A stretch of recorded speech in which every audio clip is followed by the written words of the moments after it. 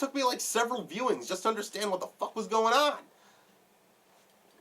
What? No F words on YouTube. What? Yeah. Fuck them.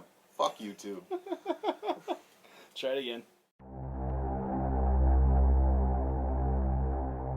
From the vilest depths of the sewers of hate, it's the Video Gutter with Gorebeast. Screams and moans and bats and bones. Hey there, splatterheads. Welcome to the inaugural episode of the Video Gutter. I'm Gorebeast, your humble host. I'll be digging through the darkest, vilest recesses of the human and non-human experience to bring you the gnarliest pieces of cinema the world has ever known. I suppose I should, start off by telling a little bit about myself. I was born in the sewers. I know the Turtles, man. Really nice guys, but, I don't know, fame kind of got to their heads. I mean, part 3, what was that even about? So let's start off with an easy one. Nightmare City.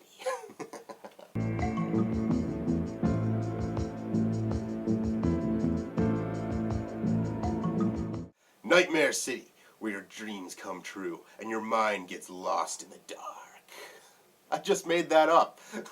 Oh shit, just when I was gonna do my first close-up. To start off, this film is amazing. Much like the eternal masterpiece that is Mark Lester's Commando, this is a film that has many subtle layers and can be given numerous interpretations, in addition to aspiring countless dissertations. Seriously. It starts out with a mysterious plane that lands at the airport. Aboard is a scientist and his crew who are believed to be long lost.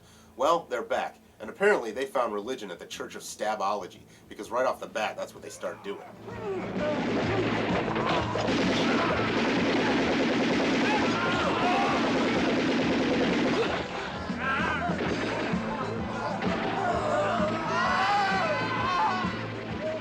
I don't believe it. My God. At its core, Nightmare City is the story of a noble man and his quest to expose the lies of a corrupt system. I'm pretty sure Aaron Brockovich was a shot-for-shot remake. Why me in particular? Because I want an exhaustive interview which will reassure our viewers. Not just the truth, pure and simple. Forget the philosophy, Miller. Just do what you're told. If possible, sir. Only if possible. Yeah, this guy has a lot of integrity. Even when the city is infested with radioactive mutant monsters and running for his life, he's still obsessed with getting the truth out. What the hell are you doing? Why did you interrupt my broadcast? I don't give a damn about the Defense Department. In a democratic country, nobody is allowed to interfere with the freedom of the press. Our hero is played by Mexa monster Hugo Stiglitz.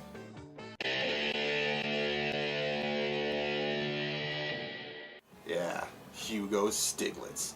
He's a man's man. You kind of have to be if you're going to be named Hugo Stiglitz. It wouldn't work out if you had that name and you look like, Adrian Brody or something. I'm pretty sure he's the Mexican equivalent of Kurt Russell or at least Ross Hagen, But hey, deeds, not words. Let me show you how much of a Machiavellian badass Hugo Stiglitz can be.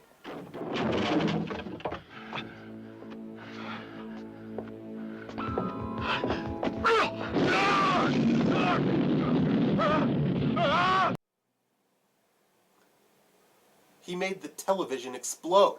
It wasn't even plugged in or anything. It's like he's like Gambit or something. He filled the TV with like his kinetic energy and just like threw it to punish some fool zombies.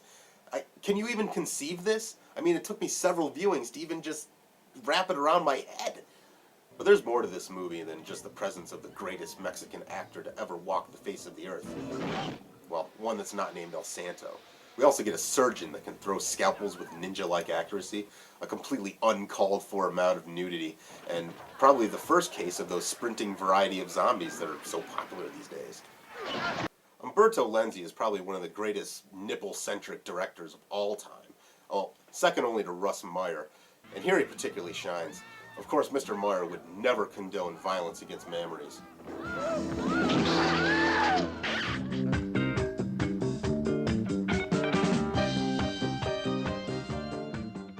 For some reason, I don't think this is the first case I've ever seen a horror film that contains some sort of televised, vague, dance, aerobics amalgamation.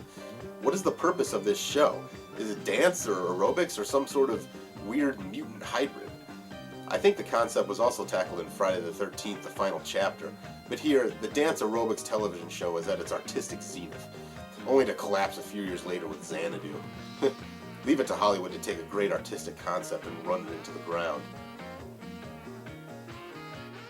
Nightmare City is a masterpiece. It's a film that just recklessly straddles the line between B-movie capitalizing on the success of George Romero and some strange metafictional meditation on genres and media portrayal. I don't know. There were times when I thought they were winking at the camera, but I think they just had something stuck in their eyes.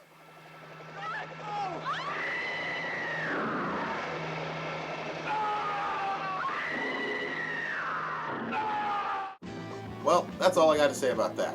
Thanks for watching, and let me leave you with one more thing. I was once a man, so I know the evil that men do. Do not take your evil into the sewers. I am warning you, or face the wrath of Gorebeast.